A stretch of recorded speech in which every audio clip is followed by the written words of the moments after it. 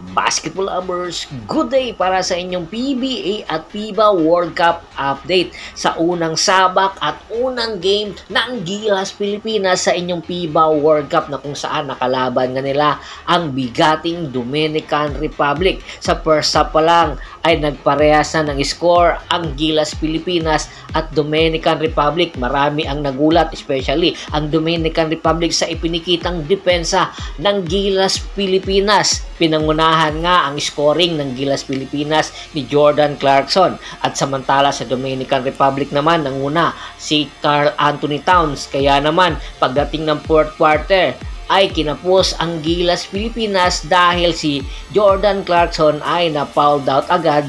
2 minutes remaining na lang ang laban. Kaya naman pinangunahan talaga ni Karl Anthony Towns ang Dominican Republic at nilampaso ang Gilas Pilipinas at sangad nga ng mga fans at ng coaching staff ng Gilas Pilipinas sa mga susunod na laban ngayong linggo kontra sa Angola ay makabawi na ang Gilas Pilipinas. Samantala, hindi pa man nag-uumpisa ang PBA na kung saan mag-uumpisa nga ito sa October 17 ay handang-handa na ang bawat team na mag-revamp or magpalakas ng kanilang lineup. At ayon nga sa report, interesado ang Barangay Ginebra na kumuha ng isang big man na magkukumplement sa kanilang mga locals, especially sa kanilang point guard na bagong-bago na si Scottie Thompson.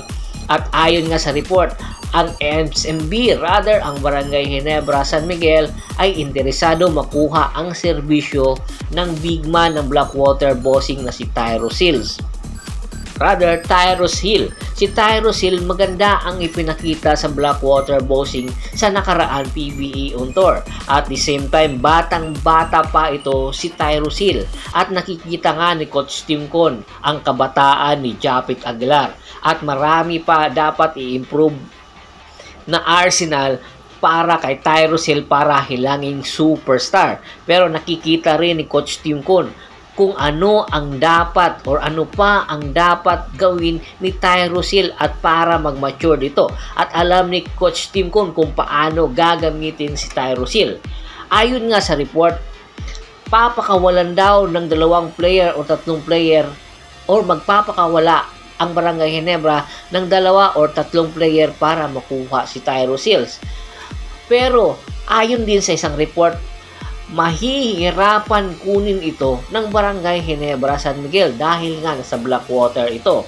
Alam naman natin na ang Blackwater Bossing ay under ito ng MVP Group. Kung makukuha man ito ng Barangay Ginebra, tiyak marami or mabigat na players din ang magiging kapalit. At ayon sa report, pwede daw ibigay ng Barangay Ginebra si Sidney Onovere, Bon Pesimal para matuloy ang nasabing trade transaction.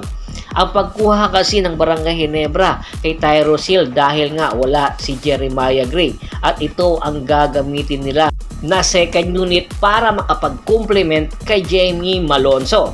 Samantala, ang SMB, isa ring report ang lumabas ngayon na ang SMB pakakawalan na si Vic Manuel at kukunin ang number 1 pick ng Terra Permagic kapalit si Vic Manuel at iba pang picks or mga bench players ng Terra Permagic.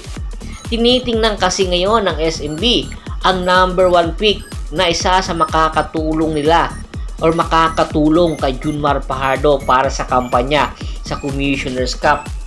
Si Vic Manuel kasi unti-unti nang nararamdaman or may iniinda ng injury na tinitingnan na rin ang posibilidad na pabata ang lineup ng SMB. Kasi nga, si Vic Manuel, 36 years old na at ilang taon na lang ilalagi nito sa PBA ay magre-retiro na. Kaya naman, gusto na rin magpabata ng SMB kaya gusto nilang kunin ang number 1 pick. It's either makukuha nila kung sakaling mang magpapadrap si Justin Baltasar ay automatikong makukuha ito ng SMB kung matutuloy ang pagkuha sa number 1 pick sa Terra Permagic. Malaking bagay si Justin Baltasar sa lineup ng SMB lalong-lalo na nagkakaedad na rin si Junmar Fajardo at tinitingnan din ng SMB ang posibilidad na magiging Arwin Santos si Justin Baltasar. Kasi naman kung si Vic Manuel ang kanilang papananatilihin, hindi ito nakakapag-complement kay Junmar Fajardo dahil naglo-low post ang laruan ni Vic Manuel na kung saan inaagawan niya ang pwesto ni Junmar Fajardo.